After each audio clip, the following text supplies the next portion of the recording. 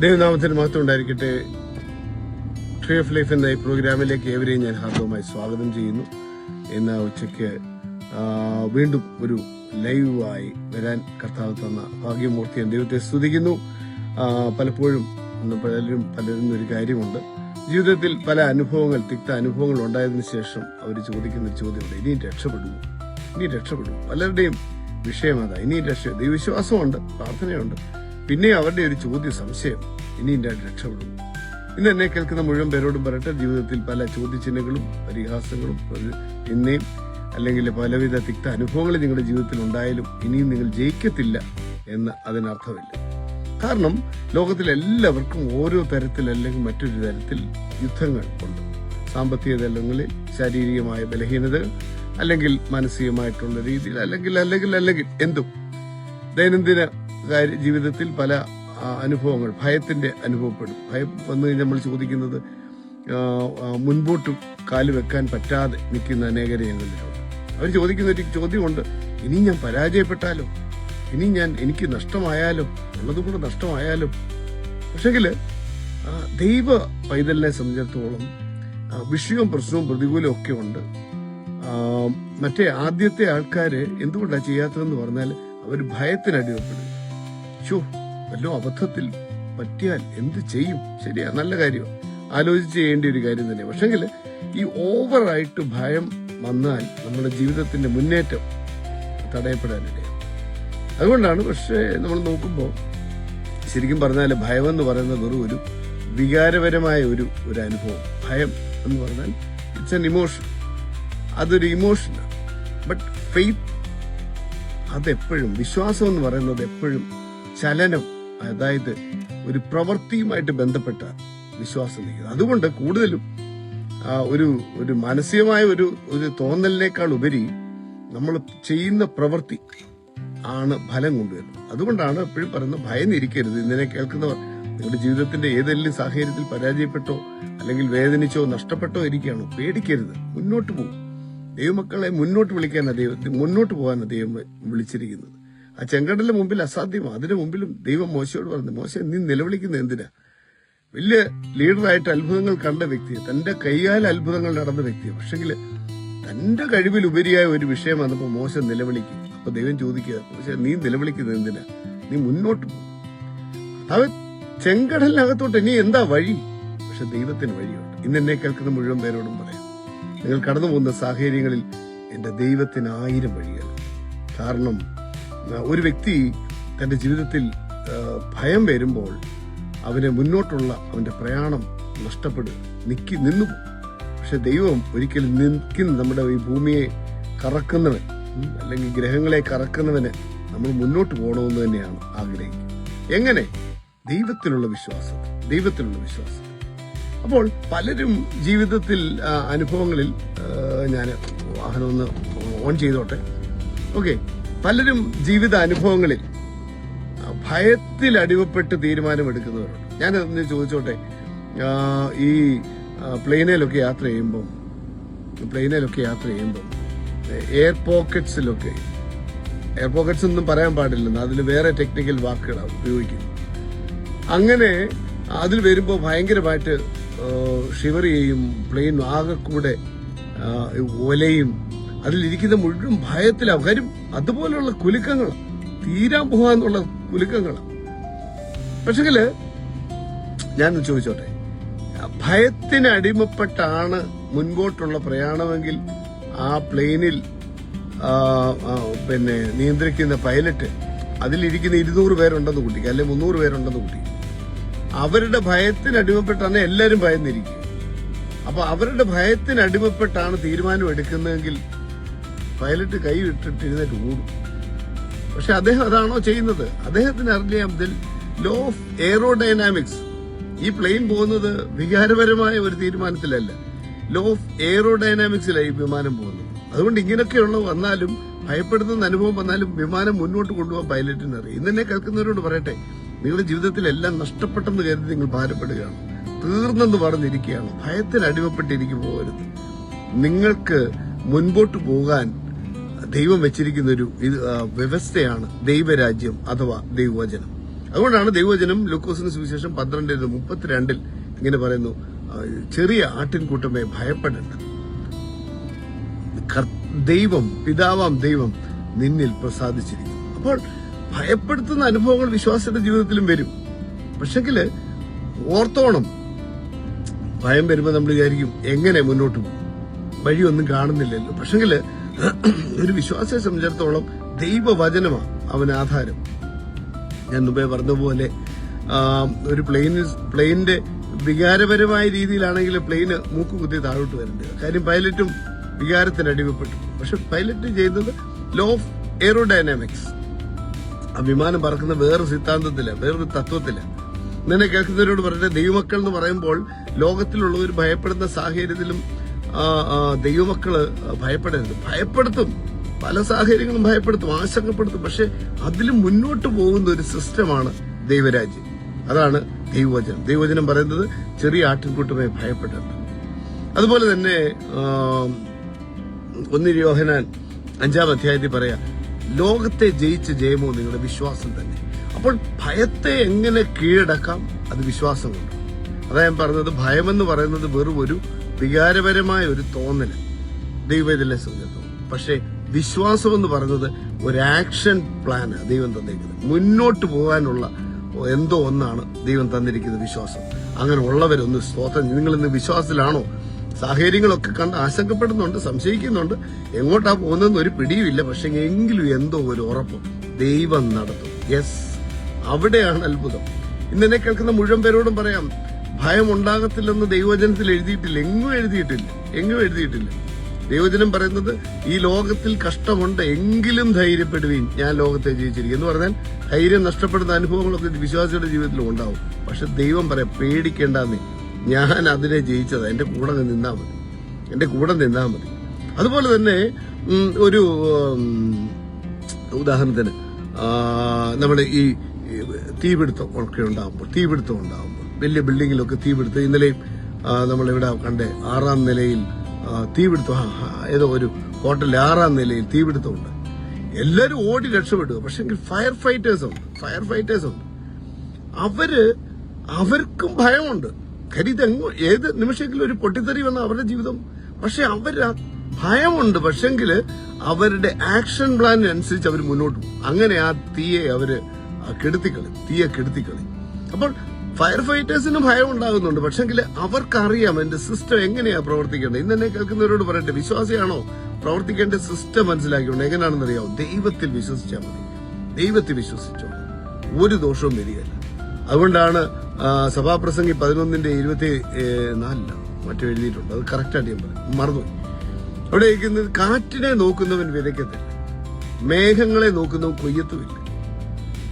ഒന്ന് ഓർത്തേ, അതിന്റെ അർത്ഥം എന്താ? ഭയം കൊണ്ട് നിന്റെ ഹാർവസ്റ്റ് ഇല്ലാതാക്കും, നിന്റെ വിളവെടുപ്പ് ഇല്ലാതാക്കും. കാറ്റിനെ വിതയ്ക്കത്തുമില്ല, മേഘങ്ങളെ നോക്കുന്നു കൊയ്യത്തുമില്ല. ഒന്നുകൂടെ വിളിച്ചു പറ, അവനവനോട് പറ, ഭയപ്പെട്ടിരുന്നാൽ വിതയുമില്ല കൊയ്ത്തുമില്ല. അപ്പോൾ അത് നാളെ ഞാൻ പറയാൻ ആഗ്രഹിക്കുന്നു. ദൈവം വെച്ചേക്കുന്ന ചില വ്യവസ്ഥകളുണ്ട്, അത് നാളെ ഇതിനെ തൊട്ടൊന്ന് പറയാൻ ആഗ്രഹിക്കുന്നു. It's mind blowing. നിങ്ങൾക്ക് അത് നിങ്ങളെ കണ്ണ് തുറപ്പിക്കും തീർച്ചയായിട്ടും. അപ്പൊ ഇന്ന് ഇതിലേക്ക് മാത്രം ചുരുങ്ങി നിന്നുകൊണ്ട് ഞാൻ ഒന്ന് പറഞ്ഞ് അവസാനിപ്പിക്കുക. അല്ലെങ്കിൽ ഇന്ന് പെട്ടെന്ന് ഇങ്ങനെ ഒരു ഐഡിയ വന്നപ്പോൾ, അത് രാവിലെ ഒരു ഫേസ്ബുക്ക് പോസ്റ്റ് ഇട്ടു, പെട്ടെന്ന് അതിനെപ്പറ്റി ഒരു ചിന്തയും കൂടെ മൊത്തത്തിൽ കർത്താവ് തന്നപ്പോൾ അതെന്നാ പറഞ്ഞേക്കാം. അപ്പൊ ഉദാഹരണത്തിന് ഈ ദൈവവചനത്തില് കർത്താവ് ശക്തമായി ഉപയോഗിച്ചവരുണ്ട്. പത്രോസിനെ നമുക്ക് കാണാം. പത്രോസും കൂട്ടരും ഈ പടകിൽ യാത്ര ചെയ്തപ്പം തിരമാല എടുത്തിട്ട് മറിയുക, അവരുടെ ഭീഷണിയുടെ മുമ്പിൽ ഭീഷണിയാണ്. പക്ഷെ കർത്താവിനോട് പത്രോസ് പറയാ, കർത്താവ് കർത്താവാണെങ്കിൽ കർത്താവിനോട് പറയാം, കർത്താവ് നീ ആണെങ്കിൽ എന്നോട് വരാൻ പറയും. എന്നെ കേൾക്കുന്നവർ, അതിനകത്ത് വലിയൊരു മർമ്മമുണ്ട്. ദൈവമാണെങ്കിൽ എന്നോട് മുന്നോട്ട് വരാം. ഇന്ന് നിങ്ങൾ ദൈവവിശ്വാസിയാണോ? അപ്പൊ ഒരു ഉറപ്പുണ്ടായിരിക്കണം, ദൈവമാണെങ്കിൽ ഈ വിഷയത്തിനകത്തൂടെ ഞാൻ നടക്കും. അതാ പത്രോസ് ഉപയോഗിച്ചൊരു തത്വം. കർത്താവെ, ഇത് നോക്കിയിട്ട് പടകല്ല ഇളകി മറിയുന്നു, കാറ്റ, ഒന്നും കാണുന്നില്ല, ജീവിതം അവസാനിക്കുകയാണെന്ന് തോന്നുന്നു. പക്ഷെ നീ ആണെങ്കിൽ എനിക്കിതിനെ നേരിടാം. അതാ പറഞ്ഞു, നീ ആണെങ്കിൽ. അപ്പൊ കർത്താവ് പറഞ്ഞു, വരിക എന്ന് പറഞ്ഞു. അപ്പോൾ ഈ രണ്ട് അനുഭവങ്ങൾ, ഭയം, തിരമാലകൾ ഭയപ്പെടുത്തി, പക്ഷെങ്കിൽ ദൈവത്തിലുള്ള വിശ്വാസത്തിൽ ഒരു ആക്ഷൻ പ്ലാൻ പത്രോസ് നടത്തി വെള്ളത്തിൽ ഇറങ്ങി നടന്നു. ഇത് കേൾക്കുമ്പോൾ പലരും ചെയ്യും വെള്ളത്തിൽ ഇറങ്ങി നടന്നു. ഇപ്പോഴും നിങ്ങൾ ദൈവവിശ്വാസിയാണ്, പക്ഷെങ്കിൽ ഇപ്പോഴും വെള്ളത്തിലൊക്കെ ഇറങ്ങി നടക്കാമോ? യെസ്, അതാണ് ഭയം എന്ന് കരുതി വെള്ളത്തിൽ ഇറങ്ങി നടക്കാനാണോ ഞാൻ പറഞ്ഞത്? അല്ല. ചില സാഹചര്യങ്ങൾ വരുമ്പോൾ ഈ തത്വത്തിന് മുകളിൽ പ്രവർത്തിക്കുന്ന തത്വമാണ് ദൈവരാജ്യം. അതുകൊണ്ടാണ് എത്രയോ ക്യാൻസർ രോഗികൾ സൗഖ്യമായിരിക്കുന്നത്. മെഡിക്കൽ സയൻസ് തെറ്റാണോ? ഡോക്ടർമാർ തെറ്റാണോ? ചിലരിൽ ഇത് ദൈവരാജ്യത്തിന്റെ ശക്തി അങ്ങ് വെളിപ്പെടും. ഇന്ന് അയിരൂരിലുള്ള ഷുബ്രർ ജീവിക്കുന്ന സാക്ഷിയാണ്. 19 വർഷം മുമ്പേ മരണക്കിടക്കയിൽ ക്യാൻസർ രോഗത്തിൽ RCC തള്ളി മരണക്കിടക്കയിൽ കിടന്ന വ്യക്തി ഇന്ന് 19 വർഷത്തിന് ശേഷം ആരോഗ്യത്തോടെ വണ്ടി ഓടിച്ച് ലോകം മുഴുവൻ നടക്കും. അപ്പൊ ലോകത്തിന്റെ സിസ്റ്റം തെറ്റല്ല, അത് ശരിയായിരുന്നു. പക്ഷെങ്കിൽ അതിന് മുകളിൽ പ്രവർത്തിക്കുന്ന ആ ദൈവരാജ്യം. ഒരു വ്യക്തി ആ തലത്തിൽ വിശ്വസിക്കുമ്പോൾ അവന്റെ മേൽ ദൈവരാജ്യം പ്രവർത്തിക്കും. ഇന്നെ കേൾക്കുന്നവരോട് പറയട്ടെ, പത്രോസിന്റെ ജീവിതത്തിൽ കർത്താവുമായിട്ടുള്ള ബന്ധത്തിൽ ഭയത്തിന് മുകളിലായിട്ട് ദൈവരാജ്യം പ്രവർത്തിച്ചു. അന്നേരം ആ പത്രോസ് വെള്ളത്തിൽ കൂടെയാണ് എന്ന് കരുതി നമ്മളെല്ലാവരും ഇപ്പൊ ചാടിക്കറി വെള്ളത്തിൽ കൂടെ നടന്ന് പറ്റുന്നത് എന്താണെന്ന് നമുക്ക് ഊഹിക്കാനുള്ളത് ആവശ്യമില്ല. വെള്ളത്തിൽ കൂടെ നടക്കേണ്ട ആവശ്യമില്ല. ഒന്നീ ബോട്ടുണ്ട്, അല്ലെ വള്ളമുണ്ട്, അല്ലെങ്കിൽ പാലമുണ്ട്, പാലത്തിന് മുകളിൽ കൂടി വണ്ടിയുണ്ട്, വാഹനമുണ്ട്, ബസ്സുണ്ട്. പോകാൻ സാധ്യതയുള്ളപ്പോൾ വെള്ളത്തിൽ കൂടി നടക്കേണ്ട കാര്യമില്ല. ഇനിയും ഇതൊന്നുമില്ലാത്ത സമയത്ത് ജീവന് ഭീഷണിയായിട്ട് നിൽക്കുമ്പോൾ അതേ ഉള്ളൊരു വഴിയെങ്കിൽ വിശ്വാസ തലം സ്വർഗീയ തലത്തെ സ്പർശിക്കുമ്പോൾ വെള്ളത്തിൽ കൂടെ നടക്കാം. ഞാൻ അങ്ങനെ തന്നെ വിശ്വസിക്കുന്നു. എന്ന് കരുതി ഇപ്പൊ ഞാൻ വെള്ളത്തിൽ പോടൊന്നും നടക്കേണ്ട ആവശ്യവും എനിക്കില്ല, നടക്കത്തുമില്ല. അപ്പോൾ ഒന്ന് ഓർത്തോളം, ഞാൻ പറഞ്ഞുകൊണ്ട് വന്നതിന്റെ ചുരുക്കം ഇത്രയേ ഉള്ളൂ. ദൈവവചനത്തിലും ദൈവദാസന്മാരെല്ലാം ഭയത്തിന് അടിമപ്പെട്ടവരായിരുന്നു. പത്രോസ് ഭയത്തിന് അടിമപ്പെട്ടു. അതുകൊണ്ട് വീണ്ടും നടന്ന വ്യക്തി വെള്ളത്തിലോട്ട് നോക്കിയപ്പോൾ പിന്നെയും ഭയം. അതുപോലെ ദാവീദ് ഗോലിയാത്തിന് മുമ്പിൽ നിൽക്കുമ്പോൾ ദാവീദ് ശൗൽ രാജാവാ, വലിയ ഉന്നതനായ രാജാവാ. പക്ഷെ ശൗൽ ഗോലിയാത്തിൽ കണ്ടത് തന്നെ പരാജയമായിരുന്നു, ഭീതിയായിരുന്നു കണ്ടത്. പക്ഷെ ദാവീദ് കണ്ടത് ദൈവത്താലുള്ള ജയമാണ് കണ്ടത്. ഇന്നെ കേൾക്കുന്ന മുഴുവൻ പേരോട് പറഞ്ഞത്, നിങ്ങൾ റിയൽ ആണെന്നേ, നിങ്ങൾ ആ ഭയപ്പെടുന്ന സാഹചര്യം റിയലാ, അത് ശരിയാ, ആ തടസ്സം ശരിയാ, ആ വേദന ശരിയാ, ആ ബുദ്ധിമുട്ട് ശരിയാ, ആ നിരാശ ശരിയാ, ആ നഷ്ടം ശരിയാ. പക്ഷെ അതിനെ ജയിക്കുന്നതാണ് ദൈവത്തിലുള്ള വിശ്വാസം. അതേ ഞാൻ പറയാൻ ആഗ്രഹിക്കത്തുള്ളൂ. ഇത് എനിക്ക് പ്രൂവ് ചെയ്ത് കാണിക്കാൻ പറ്റത്തില്ല, അത് വിശ്വസിച്ച് അനുഭവിക്കാനേ പറ്റത്തുള്ളൂ. എന്റെ ജീവിതത്തിൽ അനവധി അനുഭവങ്ങളുണ്ട്. അതുകൊണ്ട് എനിക്ക് ഉറപ്പാണ്, എന്റെ മുമ്പിൽ ഒരു നഷ്ടവും തടസ്സവും ഒക്കെ വന്നാൽ എനിക്കറിയാം അതിന്റെ പുറകിൽ ഒരു അത്ഭുതമുണ്ട്.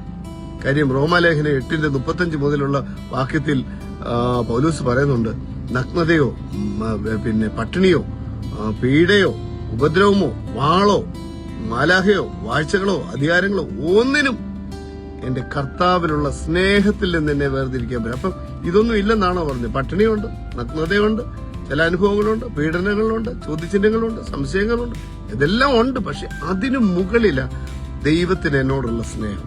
ഇന്നെന്നെ കേൾക്കുന്ന മുഴുവൻ പേരോടും പറയട്ടെ, നിങ്ങൾ ഒരു കാലത്ത് നശിച്ചു പോകത്തില്ല. ദൈവവിശ്വാസിയാണോ? ദൈവവചനത്തിലാണോ ഉറപ്പ്? നിങ്ങൾ നശിക്കത്തില്ലെന്നേ. നിങ്ങളുടെ കുടുംബം നശിക്കത്തില്ല, നിങ്ങളുടെ തലമുറ നശിക്കത്തില്ല. ദൈവം 1000 വഴി നിങ്ങളുടെ മുമ്പിൽ വെളിപ്പെടുത്തും. ദൈവത്തിന്റെ സമയത്ത് ദൈവം 1000 വഴികൾ മുന്നോട്ട് കൊണ്ടുപോകും. വീണ്ടും പറയാം, കാറ്റിനെ നോക്കുന്നവൻ വിതയ്ക്കത്തില്ല. സഭാപ്രസംഗിൽ എഴുതിയിരിക്കുക, ബുദ്ധിമാനായ സഭാപ്രസംഗി എഴുതിയിരിക്കുക, കാറ്റിനെ നോക്കുന്നവൻ വിതയ്ക്കത്തില്ല, മേഘങ്ങളെ നോക്കുന്നവൻ കൊയ്യത്തുമില്ല. നാളെയാട്ട് കൊയ്യുന്നത് നാളെയാട്ട് എന്ന് കരുതിയിരിക്കും. അവസാനം വെള്ളം പൊങ്ങുകയും ചെയ്യും. പിന്നെ നമ്മൾ കണ്ടിട്ടില്ലേ പലയിടത്തും ഈ കൊയ്യാറായ നെല്ലൊക്കെ വെള്ളത്തിൽ വീണു ഉടനെ കിളിച്ചത് നഷ്ടപ്പെടുക. എന്താ? അദ്ദേഹം മേഘത്തെ നോക്കി, അയ്യോ മഴ പെയ്താലോ എന്ന് പറഞ്ഞ് അവസാനം പെയ്യുകയും ചെയ്യും, എല്ലാം നഷ്ടമാവുകയും ചെയ്യും. ഇന്നെന്നെ കേൾക്കുന്നവരോട് പറയട്ടെ, നിങ്ങൾ വീണ്ടും ജനിച്ച ദൈവവൈതലാണോ? പേടിക്കരുത്, ദൈവവചനത്തിൽ ഉറച്ചു നിന്നോണം. വീണ്ടും ഞാൻ പറയാം, പ്ലെയിനിൽ 200 പേര് ആ എയർ പോക്കറ്റ്സിൽ വീഴുമ്പോൾ ഭയപ്പെടും, 200 പേരും ഭയപ്പെടും. പക്ഷെ ആ വിമാനം താഴെ പോകാൻ പൈലറ്റ് സമ്മതിക്കത്തില്ല. കാര്യം ലോ ഓഫ് എയറോഡൈനാമിക്സ്.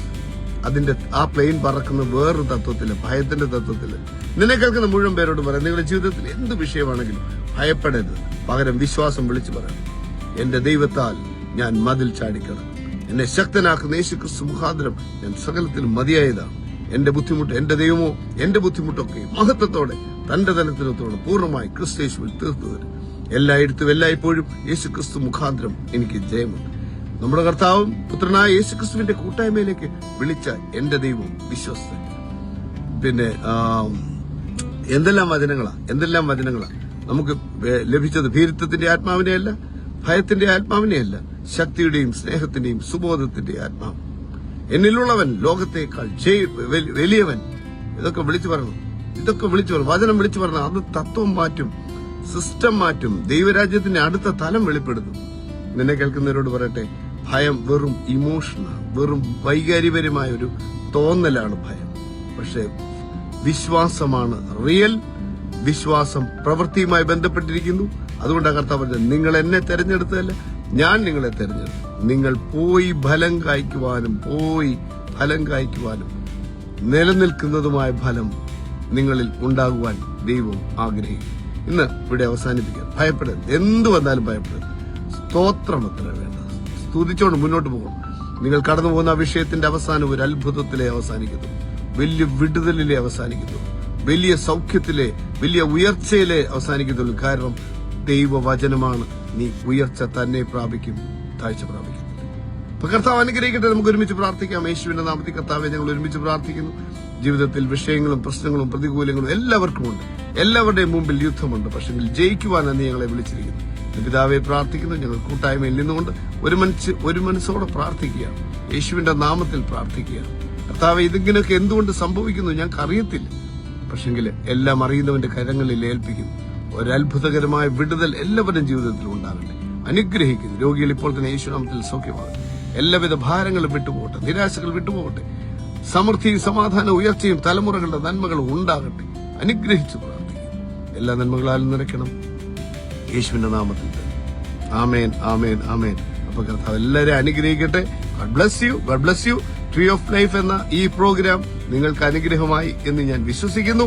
നാളെയും രാവിലെ ചില സമയത്തിന് ക്രമീകരണങ്ങളുണ്ട്. അതുകൊണ്ടാണ് അതിനെ ഒന്ന് റെഗുലറൈസ് ചെയ്യാൻ ഞാൻ ആഗ്രഹിക്കുകയാണ്. അപ്പോൾ വേഗത്തിൽ വീണ്ടും തമ്മിൽ കണ്ടുമുട്ടും വരെ കർത്താവിന്റെ തങ്കച്ചിറകിൽ കർത്താവ് സൂക്ഷിക്കട്ടെ. കോഴിതിന്റെ ചിറകിൻ അടിയിൽ മറയ്ക്കുന്നത് പോലെ, കഴുകൻ തന്റെ ചിറകിൽ മീതെ വഹിക്കുന്നത് പോലെ ദൈവം നമ്മളെ നടത്തും. കർത്താവ് അനുഗ്രഹിക്കട്ടെ. God bless you all. God bless you.